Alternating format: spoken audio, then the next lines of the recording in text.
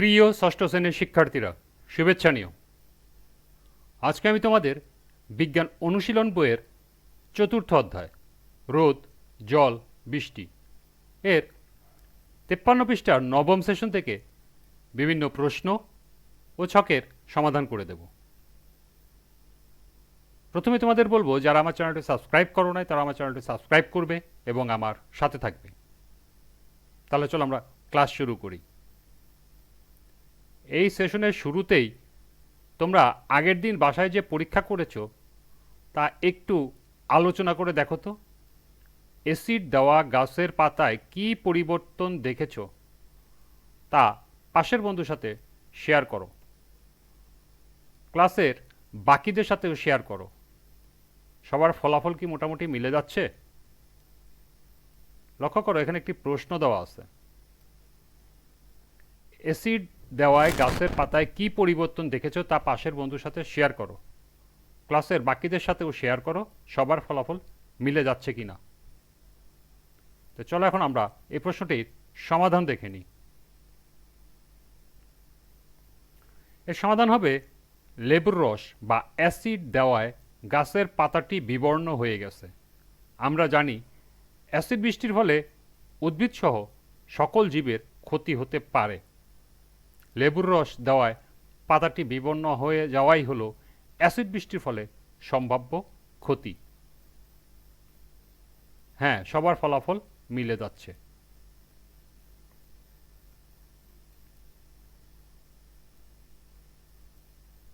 পাশের বন্ধুর সাথে মিলে অনুসন্ধানী পাঠ বই থেকে অ্যাসিড বৃষ্টির অংশটুকু পড়ে নাও। শিক্ষক সহ বাকিদের সাথে আলোচনা করে দেখো অ্যাসিড বৃষ্টি কেন হয়। লক্ষ্য করো, এখানে আরেকটি প্রশ্ন দেওয়া আছে, অ্যাসিড বৃষ্টি কেন হয়। তো চলো এখন আমরা এই প্রশ্নের সমাধান দেখে নিই।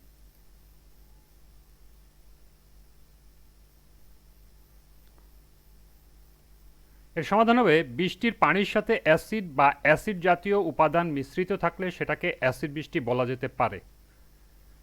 বিভিন্ন মানবসৃষ্ট এবং প্রাকৃতিক উৎস থেকে নির্গত সালফার ডাইঅক্সাইড এবং নাইট্রোজেন অক্সাইড, বাতাসে উপস্থিত জলীয় বাষ্প, অক্সিজেন এবং অন্যান্য রাসায়নিকের সাথে বিক্রিয়া করে সালফিউরিক ও নাইট্রিক অ্যাসিড তৈরি হয়।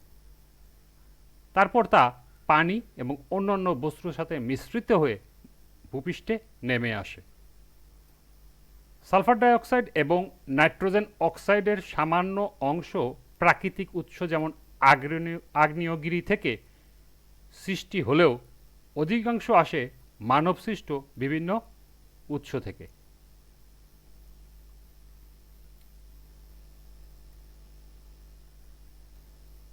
অ্যাসিড বৃষ্টির ফলাফলের একটা ছোট নমুনা তো তোমরা ইতিমধ্যেই দেখেছ। লম্বা সময় ধরে এমন হলে উদ্ভিদসহ জীববৈচিত্র্যের উপর কেমন প্রভাব পড়বে তা তো অনুমানই করতে পারছো। লম্বা সময়ে এ বৃষ্টির আর কি কি প্রভাব পড়ে তাও দেখে নাও। তোমাদের কি এই বিষয়ে কিছু করার আছে? চিন্তা করে দেখো। লক্ষ্য করো, এখানে আরেকটি প্রশ্ন দেওয়া আছে, লম্বা সময়ে এই বৃষ্টির আর কি কি প্রভাব পড়ে তা দেখে নাও। তোমাদের কি এ বিষয়ে কিছু করার আছে? চিন্তা করে দেখো। তাহলে চলো এখন আমরা এই প্রশ্নটির সমাধান দেখে নিই।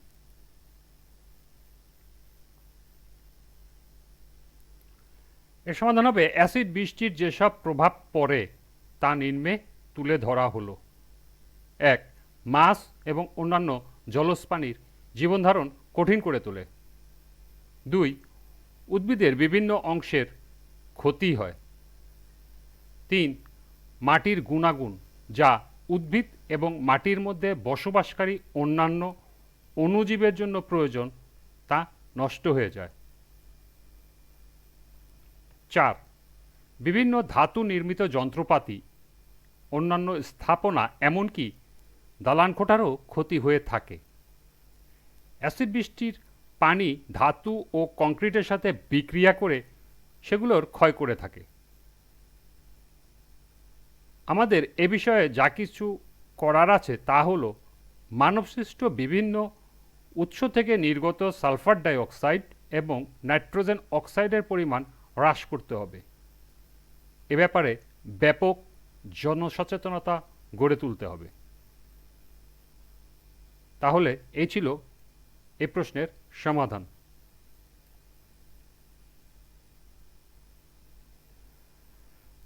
আগের সেশনের কথা অনুযায়ী গ্রিন হাউস গ্যাস বাড়ানোর পিছনে আমাদের ভূমিকা কেমন তা নিয়ে তুমি আর তোমার বন্ধুরা নিশ্চয় যথেষ্ট তথ্য জোগাড় করেছ।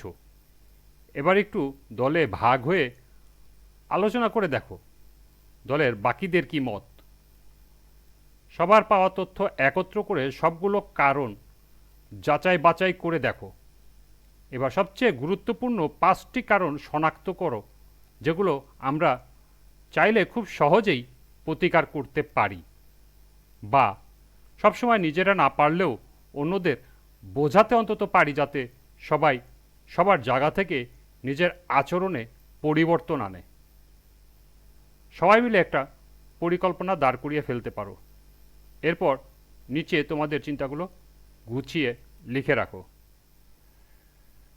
এখানে একটি ছক দেওয়া আছে, লক্ষ্য করো।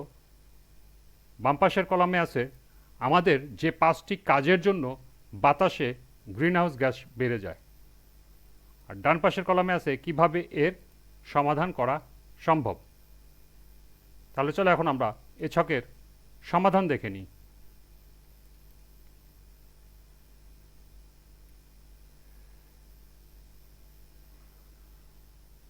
আমাদের যে 5টি কাজের জন্য বাতাসে গ্রিনহাউস গ্যাস বেড়ে যায়। 1, আমরা তেল, গ্যাস ও কয়লার অতিরিক্ত ব্যবহার করি। কিভাবে এর সমাধান করা সম্ভব? তেল, গ্যাস ও কয়লার ব্যবহার কমিয়ে সৌরশক্তির ব্যবহারের উপর জোর দিতে হবে। 2, বিভিন্ন উদ্ভিদ, প্রাণী তথা জৈব বস্তুর পচন। কিভাবে এর সমাধান সম্ভব? বিভিন্ন উদ্ভিদ ও প্রাণীর পচন রোধকল্পে মৃত জীব মাটিতে পুঁতে ফেলতে হবে। 3, কৃষি জমিতে নাইট্রোজেনযুক্ত সার ব্যবহার। কিভাবে এর সমাধান সম্ভব? কৃষি জমিতে রাসায়নিক সারের পরিবর্তে জৈব সার ব্যবহার করতে হবে। 4, অবাধে বন ধ্বংস এবং গাছ কাটা। কিভাবে এর সমাধান সম্ভব? বন নিধন বন্ধ করতে হবে এবং বেশি বেশি গাছ লাগাতে হবে। সর্বশেষ, refrigerator, air conditioner, foam, aerosol ইত্যাদির ব্যবহার। কিভাবে এর সমাধান সম্ভব? এগুলোর ব্যবহার হ্রাস করতে হবে বা কমাতে হবে। এই ছিল এই ছকের সমাধান।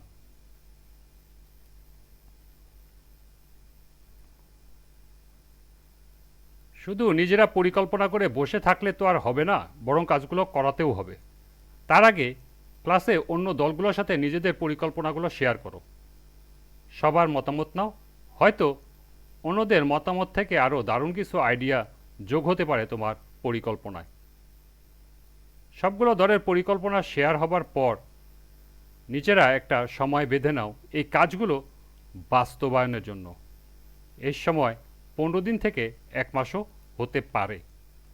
বাস্তবায়নের পর তোমাদের উপলব্ধি কি হয় তাও বাকিদের সাথে শেয়ার করতে ভুলো না যেন। আজকের ক্লাসটি এ পর্যন্তই। পরবর্তী ক্লাসে 55 পৃষ্ঠার ছক সমাধান করে দেব। সবাইকে আবারও বলছি, যারা আমার চ্যানেলটি সাবস্ক্রাইব করো না তারা আমার চ্যানেলটি সাবস্ক্রাইব করবে এবং আমার সাথে থাকবে। সবাইকে আবারও শুভেচ্ছা জানিয়ে আজকের মতো আমি এখানেই বিদায় নিচ্ছি। আল্লাহ হাফেজ।